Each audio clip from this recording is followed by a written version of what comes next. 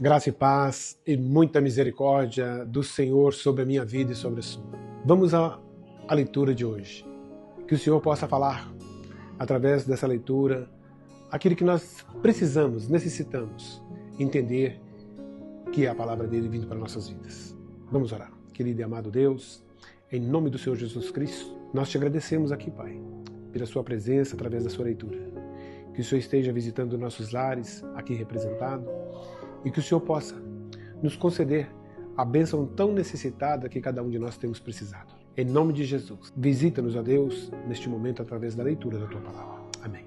Oséias capítulo 14. Cura para os arrependidos.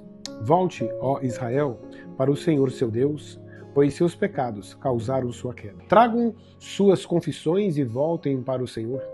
Digam-lhe: perdoa nossos pecados e recebe-nos com bondade, para que possamos oferecer-te os nossos louvores. A Assíria não pode nos salvar. Nossos cavalos de guerra também não. Nunca mais diremos aos ídolos que fizemos: vocês são nossos deuses. Somente em ti os órfãos encontram misericórdia. Então eu os curarei de sua infidelidade e os amarei com todo o meu ser. Pois minha ira desaparecerá para sempre. Serei para Israel como orvalho refrescante. Israel florescerá como o lírio. Lançará raízes profundas no solo, como os cedros do Líbano. Seus ramos se estenderão como belas oliveiras, perfumados como os cedros do Líbano. Meu povo viverá novamente à minha sombra. Crescerá como o trigo e florescerá como a videira. Seu aroma será agradável, como os dos vinhos do Líbano. Ó Israel, fique longe dos ídolos. Sou eu que respondo às suas orações e cuido de vocês.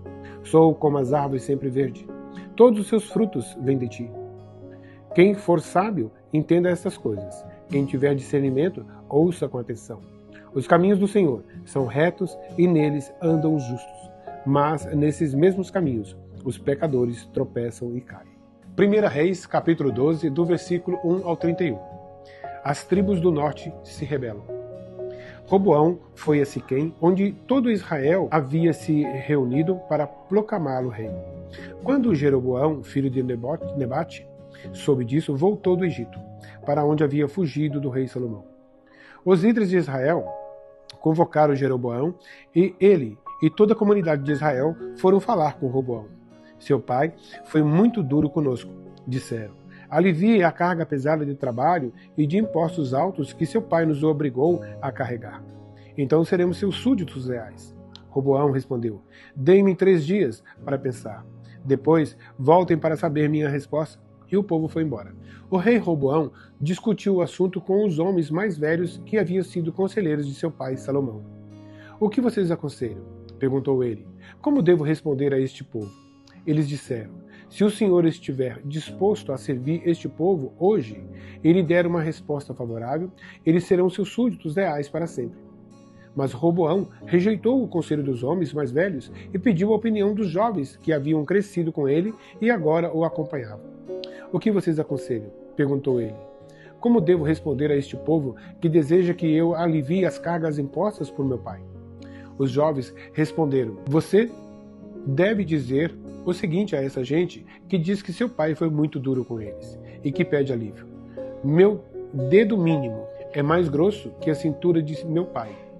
Sim, meu pai lhes impôs cargas pesadas, mas eu as tornarei ainda mais pesadas. Meu pai os castigou com chicotes comuns, mas eu os castigarei com chicotes de pontas de metal. 3 dias depois, Jeroboão e todo o povo voltaram para saber a decisão do rei, como ele havia ordenado. Roboão lhes respondeu com aspereza, pois rejeitou o conselho dos homens mais velhos e seguiu o conselho dos mais jovens. Disse ao povo: meu pai lhes impôs cargas pesadas, mas eu as tornaria ainda mais pesadas. Meu pai os castigou com chicotes comuns, mas eu os castigarei com chicotes de pontas de metal. Assim, o rei não atendeu o povo. Essa mudança nos acontecimentos foi da vontade do Senhor, pois cumpriu a mensagem do Senhor a Jeroboão, filho de Nebate, por meio do profeta Aias de Siló. Quando todo o Israel viu que o rei não iria atender a seu pedido, respondeu: abaixo a dinastia de Davi. O filho de Jessé nada tem a nos oferecer. Volte para casa, Israel. E você, Davi, cuide de sua própria casa. Então o povo de Israel voltou para casa. Roboão, porém, continuou a governar sobre os israelitas que moravam na cidade de Judá. O rei Roboão enviou Adonirão, encarregado dos trabalhos forçados, para restaurar a ordem, mas o povo de Israel o apedrejou até a morte. Quando essa notícia chegou ao rei Roboão, ele subiu rapidamente em sua carruagem e fugiu para Jerusalém.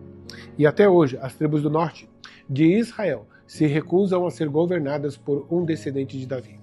Quando o povo de Israel soube que Jeroboão tinha voltado do Egito, convocou uma assembleia e o proclamou rei sobre todo Israel. Apenas a tribo de Judá permaneceu leal à família de Davi. A profecia de Semaías, quando Roboão chegou a Jerusalém, mobilizou os homens das tribos de Judá e de Benjamim. 180.000 dos melhores soldados para guerrearem contra Israel e recuperarem o reino. Deus, porém, falou a Semaías, o homem de Deus: diga a Roboão, filho de Salomão, rei de Judá, e a todo o povo de Judá e Benjamim, e ao restante do povo: assim diz o Senhor, não lutem contra seus compatriotas, os israelitas. Voltem para casa, pois eu mesmo fiz isso acontecer. Eles obedeceram à palavra do Senhor e voltaram para casa, conforme o Senhor havia ordenado. Jeroboão faz bezerros de ouro. Então Jeroboão fortificou a cidade de Siquém, na região montanhosa de Efraim, e se estabeleceu ali. Mais tarde fortificou Peniel. Jeroboão pensou: se eu não tiver cuidado, o reino voltará à dinastia de Davi. Quando o povo for a Jerusalém para oferecer sacrifícios no templo do Senhor, voltará a ser leal a Roboão, rei de Judá. Eles me matarão e proclamarão rei deles. Então, seguindo as recomendações de seus conselheiros, o rei fez 2 bezerros de ouro. Disse ao povo: é complicado demais ir a Jerusalém para adorar. Veja, Israel, estes são os deuses que tiraram vocês do Egito. Colocou um dos bezerros em Betel e o outro em Dan, nos 2 extremos de seu reino. Isso se tornou um grande pecado, pois o povo viajava até Dan, ao norte, para adorar o ídolo que ficava ali. Jeroboão também construiu santuários idólatras e designou para serem sacerdotes homens do povo, que não eram da tribo sacerdotal de Levi. Marcos capítulo 16. A ressurreição. Ao entardecer do dia seguinte, terminado o sábado, Maria Madalena, Maria, mãe de Tiago, e Salomé foram comprar especiarias para ungir o corpo de Jesus. No domingo de manhã, bem cedo, ao nascer do sol, elas foram ao túmulo. No caminho perguntavam umas às outras: quem removerá para nós a pedra da entrada do túmulo? Mas, quando chegaram, foram verificar e viram que a pedra, que era muito grande, já havia sido removida. Ao entrarem no túmulo, viram um jovem vestido de branco, sentado do lado direito. Ficaram assustadas, mas ele disse: não tenham medo, vocês procuram Jesus de Nazaré, que foi crucificado? Ele não está aqui. Ressuscitou. Vejam, este é o lugar onde havia colocado o seu corpo. Agora, vão e digam aos discípulos, incluindo Pedro, que Jesus vai adiante deles a Galileia. Vocês o verão lá.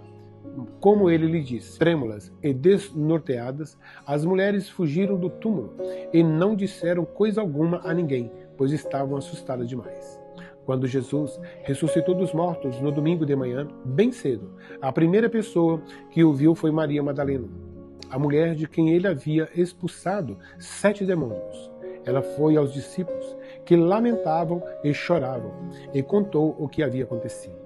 Quando ela disse que Jesus estava vivo e que o tinha visto, eles não acreditaram. Depois, Jesus apareceu em outra forma a 2 de seus seguidores enquanto iam de Jerusalém para o campo. Voltaram correndo para contar aos outros, mas eles não acreditaram. Mais tarde, enquanto os 11 discípulos comiam, Jesus lhes apareceu. Ele os repreendeu por sua incredulidade obstinada, pois se recusaram a crer naqueles que o tinham visto depois de sua ressurreição. Jesus lhes disse: vão ao mundo inteiro e anunciem as boas novas a todos. Quem crer e for batizado será salvo, mas quem se recusar a crer será condenado. Os seguintes sinais acompanharão aqueles que crerem. Em meu nome expulsarão demônios, falarão em novas línguas, pegarão em serpentes sem correr perigo. Se beberem algo venenoso, não lhes fará mal. E colocarão as mãos sobre os enfermos e eles serão curados. Quando o Senhor Jesus acabou de falar com eles, foi levado para o céu e sentou-se à direita de Deus.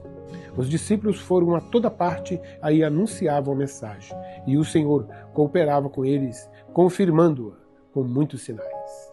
Amém? Obrigado por estar até aqui. Obrigado por acreditar nesse trabalho que está sendo feito através da leitura da palavra. Porque o compromisso não é conosco, o homem, mas sim com o Senhor. Deus te abençoe.